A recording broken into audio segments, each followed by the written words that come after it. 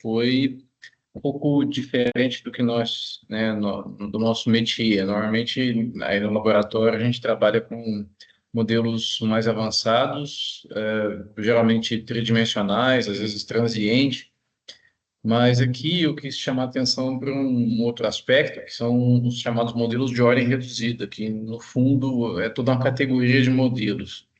Não significa que a ordem necessariamente, né, do dimensional, né? Quer dizer, eu estou passando de, por exemplo, três dimensões para uma dimensão, isso é um modelo de ordem reduzida, sim, mas não é só isso. Pode ser qualquer outro modelo que não necessariamente exija a solução de equações muito mais complicadas. Então, aqui no caso, nós aplicamos essa ideia de modelo de ordem reduzida para simulação de Heiser, de craqueamento catalítico. Como eu imagino que nem todos estejam totalmente familiarizados com o assunto, que é específico da indústria de petróleo, o esquema de um reator, né, de craqueamento catalítico, FCC, no inglês, né, de Fluid Catalytic Cracking, é mais ou menos esquematizado como está nessa transparência aí. Então, o que que tem variantes, mas a ideia básica é que alimenta-se, esse feed se refere a um, né, ao óleo, ou gasóleo, na verdade, um óleo que contém um monte de hidrocarbonetos, que vem de uma outra corrente, né, do petróleo, não é exatamente o que se extrai, e ele é injetado muitas vezes, né, com uma corrente de vapor aqui por baixo, ou às vezes lateralmente, e tem diferentes arranjos. E aí a ideia é que esse óleo ele passa por esse injetor, então ele vai ser atomizado e essas gotas vão ter contato com o catalisador que está chegando por essa entrada de carro. E o catalisador faz isso, ele craqueia do inglês, né? Não sei se essa palavra existe em português, provavelmente não, mas ele quebra esses hidrocarbonetos em cadeias menores. Então daí você obtém, por exemplo, gás liquefeito de petróleo, gasolina, diesel, e outros produtos, né, de valor agregado mais alto. É um processo bastante usual e muito eficiente até certo ponto. Pode não parecer, mas acaba sendo. Mas, enfim, o que acontece então ao longo desse riser que está aqui, e que se estende muitas vezes por mais de 30 metros, para a gente ter ideia, né, porque a reação tem que acontecer nesse comprimento, ao longo desse comprimento, e não é uma reação tão rápida quanto a gente gostaria, ou às vezes a vazão é muito alta. Então, você precisa de um comprimento suficiente para que as reações aconteçam, para maximizar a formação de produtos. Então, como a gente sabe, o catalisador não é envolvido na reação, ele promove a reação, mas ele não é consumido por ela. Porém, o que acontece muitas vezes é que forma-se um negócio que se chama POC no catalisador, que é um produto indesejável da reação e que prejudica o desempenho do catalisador. Então, o que acontece? Aqui em cima, né, a gente tem os produtos craqueados, vamos dizer assim, que normalmente saem na fase vapor, a gente recolhe eles e direciona para outro lugar, e a gente recupera o catalisador, que vai aqui por cima, e daí direciona, né, esse catalisador que agora a gente está dizendo que ele está desativado porque impregnou o coque nele. O coque é um resíduo de carbono e outros, né, componentes que aderem à superfície. Então, ele dificulta o contato, né, das moléculas do gasóleo com os sítios catalíticos. Então, ele vem para cá para o chamado regenerador, que, por sua vez, eu não vou entrar em detalhes, vai, então, queimar esse coque e redirecionar o catalisador regenerado aqui para baixo, e o ciclo continua. Então, como vocês podem imaginar, se a gente estiver olhando só o Heisenberg, e muitas vezes a gente tem que simular o conjunto, isso aqui seria um negócio extremamente complicado, se a gente for pensar em modelos, por exemplo, tridimensionais. Aqui tem um exemplo de um caso que nós estudamos usando Fluid. Então, aqui o catalisador entra, aqui a gente tem a entrada, né, de vapor, no caso, e o gasóleo, no caso, é injetado em quatro entradas que estão aqui em cima, não dá para ver de cá. A saída está aqui por cima. Imaginem, né, o que que a gente tem que resolver para ter o resultado disso e o tempo que isso gasta, porque o processo é inerentemente transiente, em três dimensões. Então, a gente aqui, por exemplo, nessa figura, está injetando essas gotas de gasóleo, cujo tamanho eu normalmente tenho que pré-determinado, conhecido de alguma fonte. Elas vão então ser injetadas aqui no meio e não dá para ver, mas o catalisador está subindo aqui com a corrente. A gente não representou, mas são partículas. Então a gente, nesse caso, está usando um referencial lagrangiano para as gotas e também para o catalisador.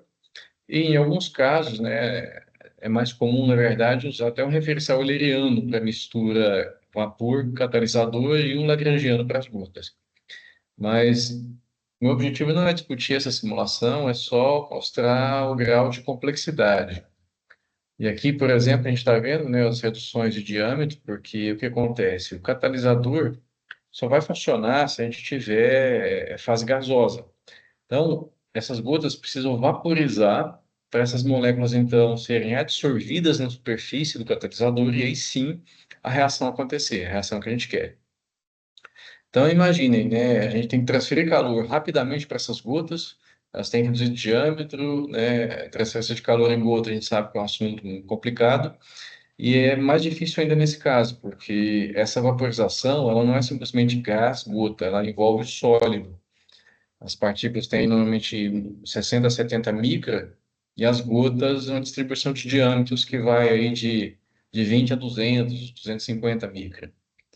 Então, são gotas impactando um meio poroso. Então, imaginem, né, o custo computacional disso. Então, esse é o motivador para esse tipo de desenvolvimento de modelo, tá certo? A gente tem uma série de variáveis, né, tem incertezas associadas, o custo computacional ainda é alto, né? A gente muitas vezes precisa fazer uma análise de sensibilidade, por exemplo, quero saber como é que o diâmetro de gota afeta as taxas de conversão, de gasóleo, por exemplo, para gasolina. Aí, cada rodada dessas, por exemplo, pode tomar vários dias, dependendo do caso, né? E isso é inviável, às vezes, do ponto de vista prático. Então, apesar desse modelo ter uma fidelidade boa, esse que eu mostrei há pouco, a gente muitas vezes precisa avaliar isso mais rapidamente, principalmente quando você tem um combustível novo. Digamos que você vai trabalhar com um biocombustível, que é um negócio completamente diferente. Esse tipo de modelo não vai dar resposta. Então, muitas vezes a indústria não vai usar, porque não dá tempo de se ter uma resposta. Então, nesse caso, a ordem reduzida realmente é equivalente a diminuir. A gente vai tratar esse riser como sendo unidimensional.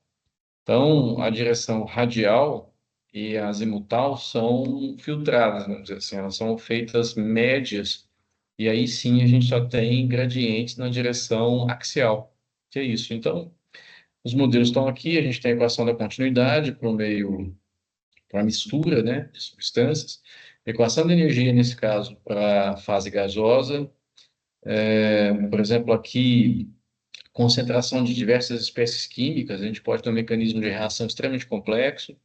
Aqui o referencial lagrangiano para partícula, no caso, partículas sólidas de catalisador.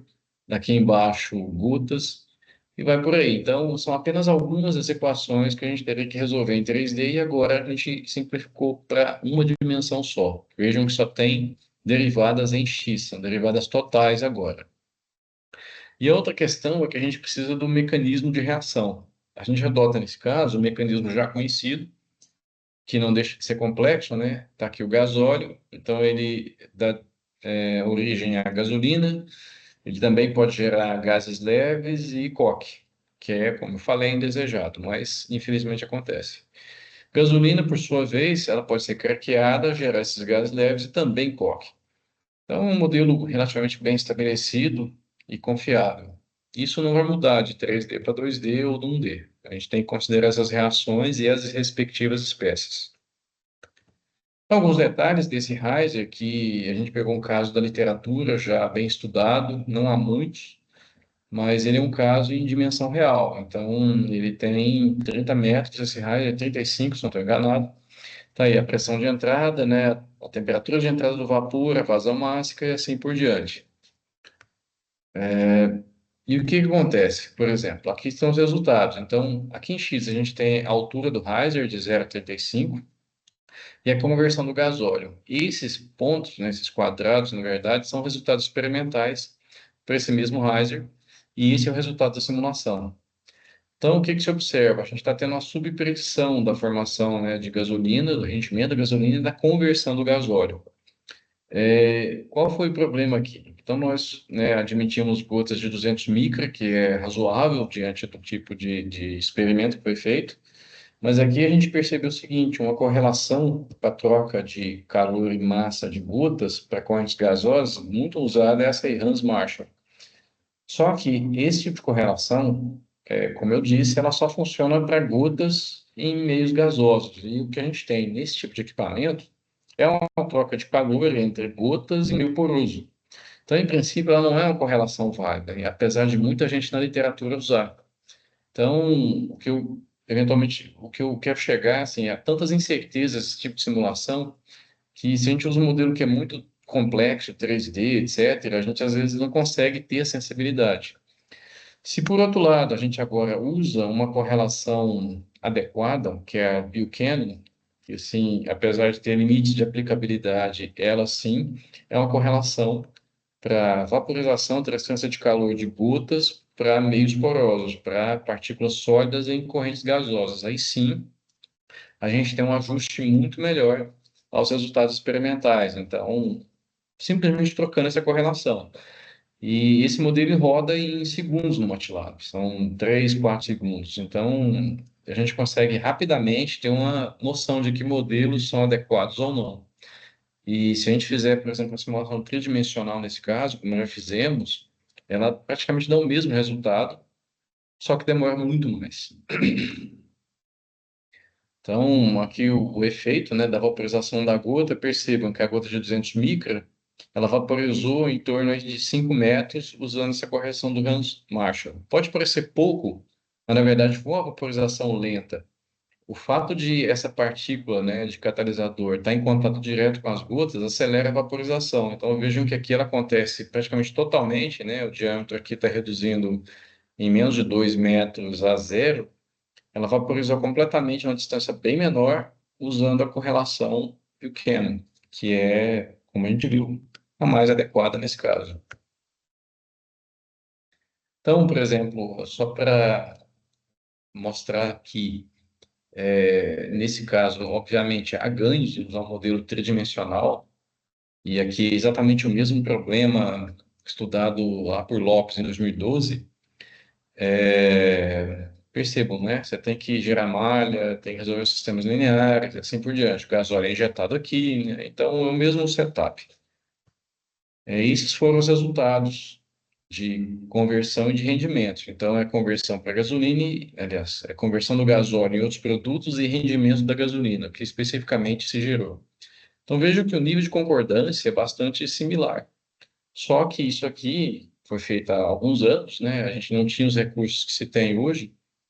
Isso aqui gastava vários dias no cluster. Hoje, possivelmente, é bem menos, mas ainda assim é um modelo caro, você tem que fazer malha e assim por diante.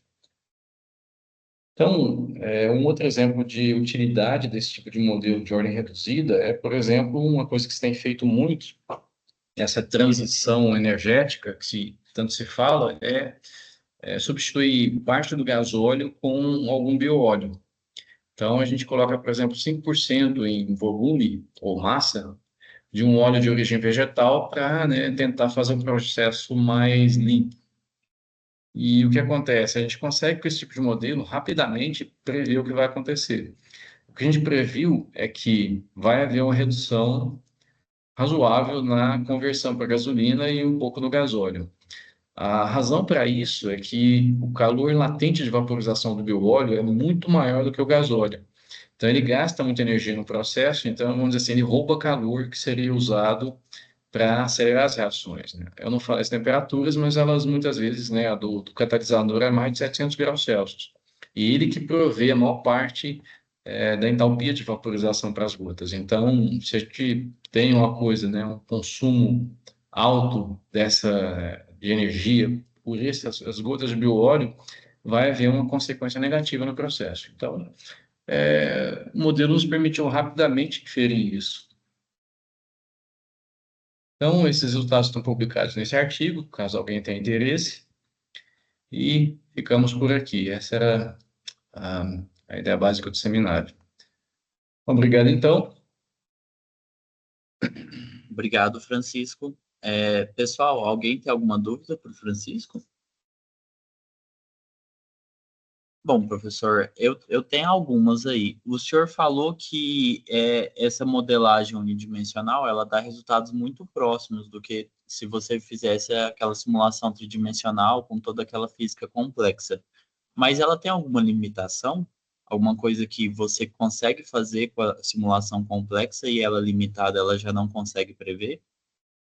Então, é interessante, tudo depende do que se objetiva. Se, digamos, eu quero estudar o impacto de como é que essas gotas vão impactar esse meio poroso, digamos que eu queira investigar gradientes radiais de temperatura. Nesse tipo de raios, um fenômeno que acontece é o core annulus, que se chama em inglês, né? A gente tem um núcleo que vai ficando só gasoso, as partículas vão chegando para a parede, né? E isso não é positivo, isso é indesejável. Esse tipo de efeito eu não consigo capturar aqui. Então, por exemplo, se a gente quiser estudar algum dispositivo para redistribuir essas partículas de catalisador de volta para o centro, aí eu tenho que usar um modelo tridimensional. Então, é tudo questão de em que estágio do processo a gente está. Se for o inicial, a gente na indústria usa muito modelos mais simples, que não são tão precisos, mas que dão resposta rápida, uma resposta ali mais ou menos. À medida que o projeto avança, você precisa detalhar. Aí sim você vai ter que usar modelos de fidelidade mais alta, mas que são mais complicados, demoram mais. Mas é isso, em suma.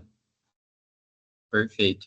Outra pergunta que me surgiu também é que você falou que o modelo limitado ele pode ser utilizado para novos combustíveis, né?